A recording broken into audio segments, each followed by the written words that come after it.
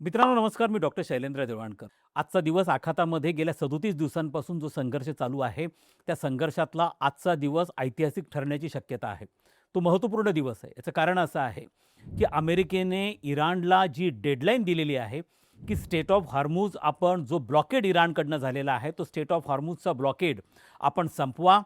नाही तर तुम्हाला नरक यातना ह्या भोगाव्या लागतील. आणि ती जी डेडलाईन होती 48 तासांची डेडलाईन ती आज संपते आहे. आणि कालच रात्री डोनाल्ड ट्रम्प यांनी एक ट्विट केलेलं आहे. मित्रांनो, अशा स्वरूपाचं ट्विट आजपर्यंत 200 वर्षांच्या अमेरिकेच्या इतिहासामध्ये कोणत्याही राष्ट्राध्यक्षाकडनं इतकं आक्रमक अशा स्वरूपाचं ट्विट हे झालेलं नाही आहे. हे ट्विट आता सगळीकडे अवेलेबल आहे, तुम्ही देखील ते बघू शकतात. या ट्विटमधले काही शब्द असे आहेत की जे आपण उघडपणे बोलू शकत नाही, त्याची आपण चर्चा देखील करू शकत नाही. अशा स्वरूपाचे शब्द देखील डोनाल्ड ट्रम्प यांच्याकडनं वापरले गेलेत. आणि त्यांनी सांगितलेलं आहे, मंगळवार हा दिवस असेल पॉवर प्लॅन्टचा आणि हा दिवस असेल ब्रिजेसचा, म्हणजे पुलांचा. याचा अर्थ काय होतो, की आता ही जी डेडलाईन आहे ती आज संपती आहे. आणि ही डेडलाईनमध्ये जर इराणने स्टेट ऑफ हॉर्मुझ जे गेल्या 37 दिवसांपासून बंद पडलेलं आहे, त्यातनं ऑइलचं आणि नॅचरल गॅसचं ट्रान्सपोर्टेशन होत नाही आहे, हे जर इराणनी ओपन केलं नाही, तर मात्र आम्ही आज इराणचे पॉवर प्लॅन्ट्स जे आहेत, एनर्जी प्लॅन्ट जे आहेत, ते आम्ही उद्ध्वस्त करणार आहोत. इराणने कधीही अशा स्वरूपाची नरक यातना भोगली नसेल किंवा पाहिली नसेल किंवा स्वप्नातही पाहिली नसेल. इतक्या भयानक यातना आम्ही इराणला देणार आहोत आणि इराणनी त्यासाठी तयार राहावं, अशा स्वरूपाचं मित्रांनो एक ट्विट आहे. आणि या ट्विटमुळे केवळ इराणमध्ये किंवा आखातामध्ये नाही, तर जगामध्ये भयकंप निर्माण झालेला आहे. तो यासाठी निर्माण झालेला आहे, की आपल्या सगळ्या जगाची, भारतासह सगळ्यांची इच्छा आहे की हा संघर्ष लवकरात लवकर सुटावा. 37 दिवस होऊन गेलेले आहेत. तेलाच्या किमती जागतिक बाजारपेठेमध्ये $120 जाऊन पोहोचलेल्या आहे. अनेक देशांमध्ये एनर्जी लॉकडाऊनसारखी परिस्थिती निर्माण झालेली आहे, ज्याला कोरोना सदृश्य परिस्थिती अनेक देशांमधनं आहे. काही ठिकाणी रेशनिंग सुरू झालेलं आहे.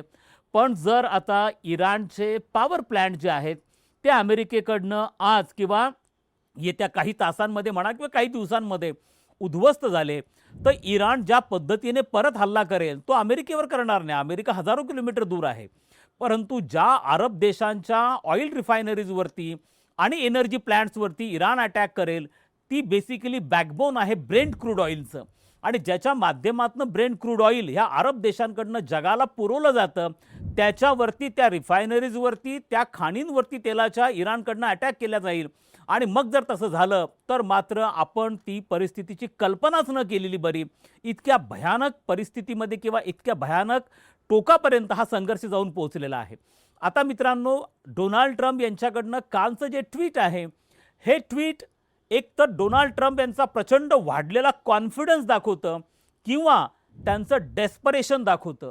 डेस्परेशन आणि कॉन्फिडन्स अशा दोन्ही गोष्टींचं प्रतिबिंब या ट्विटमधनं पडलेलं दिसतं. हा कॉन्फिडन्स का बरं आहे? याचं कारण असं आहे की अमेरिकेचं जे F-15 ईगल, जे जगातलं 5th जनरेशन सर्वात ॲडव्हान्स अशा प्रकारचं फायटर प्लेन आहे, जे साऊथ वेस्ट इराणमध्ये इराणकडनं सरफेस टू एअर मिसाईल दागून जे पाडण्यात आलं.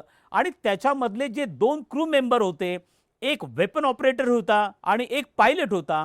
वेपन ऑपरेटरचं रिस्क्यू ऑलरेडी अमेरिकेने केलेलं होतं, परंतु जो पायलट होता तो मिसिंग होता, ज्याच्यावरती आपण एक स्वतंत्र व्हिडिओ केलेला होता. आणि अमेरिकेसाठी त्या पायलटचं रिस्क्यू करणं हे अतिशय मोठं चॅलेंज होतं. त्यासाठी एक कोम्बिंग ऑपरेशन इराणच्या साऊथ वेस्टच्या पर्वतीय क्षेत्रामध्ये केलं गेलं.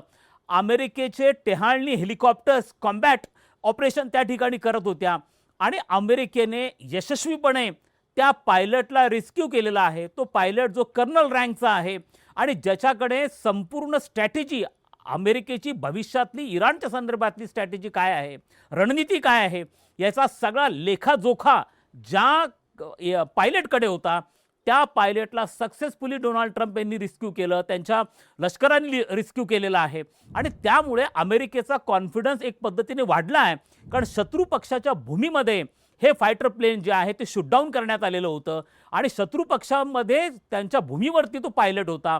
त्या भूमीवर जाऊन त्याला रिस्क्यू करणं हे चॅलेंजिंग होतं. विशेष करून त्या पर्वती क्षेत्रामध्ये त्याला शोधणं देखील होतं. त्याच्याकडचा जो सॅटेलाईट फोन असेल त्यामध्ये त्याच्या माध्यमातनं डोनाल्ड ट्रम्प यांनी सांगितलं की त्याच्या प्रत्येक मिनिटाची खबर हे आम्हाला होत होती आणि तो एक पद्धतीचं ते थरार नाट्य होतं ज्याच्यातनं त्यांना सेफली रेस्क्यू केलं असल्यामुळे एक प्रकारचा कॉन्फिडन्स त्यांचा वाढला आहे. ते आता अमेरिकन पब्लिकला सांगू शकतात की आम्ही आमचा एक एक सैनिकाच्या लाईफला एवढी किंमत देतोय आणि आम्ही त्यांना सेफली परत आणलेलं आहे.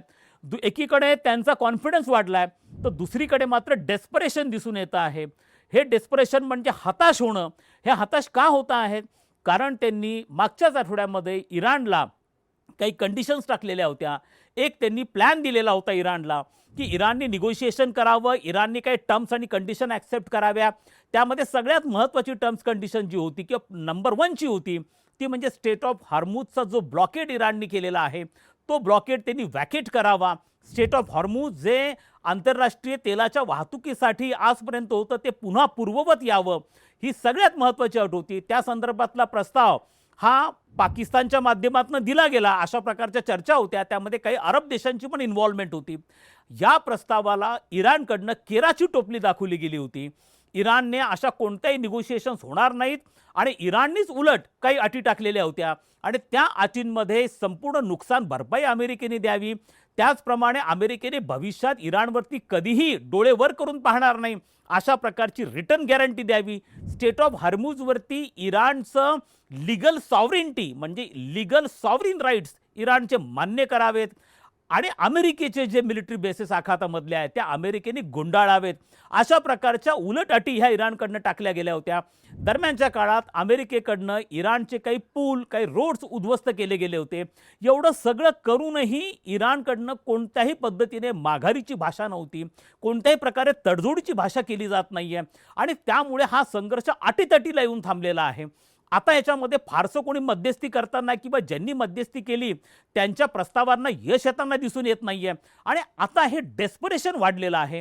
दुसरीकडे अमेरिकेमध्ये एक डोमेस्टिक ज्याला रेजिस्टन्स म्हणतो ह्या संपूर्ण ऑपरेशनसाठी जो डोनाल्ड ट्रम्पच्या बाबतीमध्ये आहे, या संपूर्ण संघर्षामध्ये अमेरिकन काँग्रेसचं ॲथोरायझेशन घेण्यात आलेलं नाही आहे. तिसरा मुद्दा असा आहे की खुद्द डोनाल्ड ट्रम्पच्या म्हणजे पहिल्यांदा इतिहासात असं घडले की ह्या क्रायसिस सिच्युएशनमध्ये टॉप 8चे म्हणजे त्यांच्या प्रशासनामधले जे 8 टॉपचे लीडर्स आहेत त्यांना सॅक केलेलं आहे. ऐन संघर्षामध्ये त्यांच्या आर्मीच्या चीफला पण सॅक करण्यात आलेला आहे. त्यांचा नॅशनल काउंटर टेररिझम सेंटरच्या चीफनी पण रेझिग्नेशन दिलेलं आहे. आता असं म्हटलं जाते की तुलसी गबार्ड ज्या आहे CIAच्या प्रमुख त्यांनाही सॅक केलं जाण्याची शक्यता आहे. पटेलचा पण त्याच्यानंतर नंबर लागण्याची शक्यता आहे. हे पहिल्यांदा अशा पद्धतीने घडतं आहे की एका क्रायसिस सिच्युएशनमध्ये एवढे हार्श रिॲक्शन्स या डोनाल्ड ट्रम्प यांच्याकडनं येताना दिसून येत आहेत आणि त्याच्यामुळे हे संघर्ष कुठेतरी हा सुटला पाहिजे आहे किंवा हा मेसेज अमेरिकन क्राऊडला गेला पाहिजे आहे की आम्हाला याच्यामध्ये अप्पर हँड आहे. आम्ही जरी इराण किंवा या संघर्षातनं बाजूला गेलो असलो किंवा माघारी आलेले असलो तरी आम्ही इराणला प्रचंड मोठं डॅमेज केलं आहे. आम्ही स्टेट ऑफ हॉर्मुझ ओपन केलेलं आहे. हे कुठेतरी डोनाल्ड ट्रम्प यांना आपल्या क्राऊडला सांगावं लागणार आहे आणि त्यामुळे डोनाल्ड ट्रम्प देखील अतिशय हताश, ज्याला मी डेस्परेशन म्हणतो, या डेस्परेशनमधनं कालचं ट्विट आलं आहे. 2 दिवसांपूर्वी त्यांच्या डिफेन्स सेक्रेटरीने बॅक टू स्टोन एज अशा प्रकारचं एक ट्विट केलेलं होतं की आता आम्ही इराणवरती अशा पद्धतीने अटॅक करू, इराणला अशा पद्धतीने आम्ही उद्ध्वस्त करू की इराण हा पूर्णपणे पाषाण युगामध्ये चालला जाईल. म्हणजेच इराणकडे ती जी तिथली मानवी वस्ती आहे ती पण राहणार नाही. इतकं भयानक ट्विट त्यांच्या डिफेन्स सेक्रेटरीकडचे सेक्रेटरी ऑफ वॉर आहे त्यांच्याकडनं आलं आणि कालचं डोनाल्ड ट्रम्पकडनं ट्विट आलं. त्यामुळे मित्रांनो पुढचे 24 तास हे अतिशय महत्त्वाचे आहेत. या 24 तासामध्ये जर इराणकडनं स्टेट ऑफ हॉर्मुझ ओपन झालं नाही किंवा कोणीतरी मध्यस्थी करून निदान काही चर्चा होती अशा प्रकारचे संकेत दिले गेले नाही आहे तर अमेरिकेने डोनाल्ड ट्रम्पने डिक्लेअर केलेलं आहे की आम्ही इराणचे पॉवर प्लॅन्ट्स हे आम्ही टार्गेट करणार आहोत. त्यांच्या नजरेमध्ये इराणचे 2 पॉवर प्लॅन्ट्स आहेत. पहिला जो आहे तो बुशहेर म्हणून आहे जो न्यूक्लिअर एनर्जी प्लॅन्ट आहे आणि दुसरा जो आहे त्याला साऊथ पार्स म्हणता, जगातला सगळ्यात मोठा, ज्याला डॅम्बन म्हणून सुद्धा म्हटलं जातं, जगातला सगळ्यात मोठा गॅस एनर्जी पॉवर प्लॅन्ट आहे. हे 2 पॉवर प्लॅन्ट आहे ज्याच्यातनं साधारणतः 5,500 मेगावॅट इलेक्ट्रिसिटीचं जनरेशन होतं आणि जी प्रामुख्याने सिव्हिलियन पर्पजेससाठी वापरली जाते. ह्या दोघांनाही उद्ध्वस्त करण्याचं डोनाल्ड ट्रम्प यांचं लक्ष आहे. बुशहेर हा त्यांचा पहिला प्लॅन्ट आहे की ज्याच्यावरती ते लक्ष करू शकतात. पण जर अमेरिकेने बुशहेरवरती अटॅक केला तर लक्षात ठेवा, हा न्यूक्लिअर एनर्जी पॉवर प्लॅन्ट आहे आणि त्याच्यातनं जे रेडिएशन होणार आहे, हे रेडिएशन अख्ख्या पर्शियन गल्फमध्ये पसरणार आहे. आणि याच पर्शियन गल्फमध्ये केवळ इराण नाही तर अरब देशांचं देखील वॉटरचं शुद्धीकरण, पाण्याचं शुद्धीकरणाचे जे प्लॅन्ट्स आहेत, ज्याला डिसॅलिनेशन प्लॅन्ट्स म्हणतो, या प्लॅन्ट्सवरती त्याचा इम्पॅक्ट होणार आहे. म्हणजेच पिण्याचं पाणी जे आहे ते प्रदूषित होणार आहे आणि त्यामुळे हजारो लाखो लोकांचे जीव हे टांगणीवरती आहेत आणि याचा परिणाम भयानक मोठ्या प्रमाणावरती होणार आहे. आणि आता पॉवर प्लॅन्ट्स म्हणजे सिव्हिलियन टार्गेट जे आहेत ते आता आम्ही करू, अशा प्रकारची घोषणा त्यांनी झाली आहे. सुरुवातीला त्यांनी न्यूक्लिअर प्लॅन्ट्सला अटॅक केले, बॅलिस्टिक मिसाईलच्या लॉन्च पॅडला अटॅक करण्याचा प्रयत्न केला. पण आता मात्र सिव्हिलियन टार्गेट्सच्या दिशेने अमेरिका जायचा प्रयत्न करते आहे. काल रात्रीपासून त्याचे संकेत इस्रायलकडनं यायला सुरुवात झालेली आहे. काल इस्रायलकडनं सिरीज ऑफ बॉम्ब ब्लास्ट किंवा बॉम्ब अटॅक्स हे तेहरानवरती झाले. त्यात साधारणतः 13 लोक सिव्हिलियन्स हे मारले गेल्याची बातमी आहे. त्याचं अजून कन्फर्मेशन व्हायचं आहे, पण 13 जण बातमी गेल्याच्या काही अल जजीरासारख्या न्यूज चॅनलकडनं तशा बातम्या येत आहेत. मित्रांनो, मात्र या 24 तासांमध्ये जर अशा स्वरूपाचं पॉवर प्लॅन्ट्स अटॅक केले गेले, साऊथ पार्सचा असेल किंवा बुशहेरचा असेल, तर मात्र भयानक परिस्थिती निर्माण होणार आहे. याचं जो जिओपॉलिटिकल एस्केलेशन आहे ते अतिशय मोठ्या प्रमाणावरती होणार आहे. आणि मग इराणकडनं प्रतिहल्ला म्हणून अनेक अरब देशांच्या पॉवर प्लॅन्ट्सवरती अटॅक केला जाऊ शकतो आणि हा संघर्ष भयानक पातळीवरती चिघळला जाऊ शकतो. यामध्ये एक महत्त्वाच्या मुद्द्याची चर्चा होती आहे आणि ती आहे वॉर क्राईमशी, की तुम्ही कोणत्याही संघर्षामध्ये अशा कोणत्याही गोष्टी करू नयेत की ज्याच्यामुळे सर्वसामान्य नागरिकांचं आयुष्य हलाखीचं बनेल.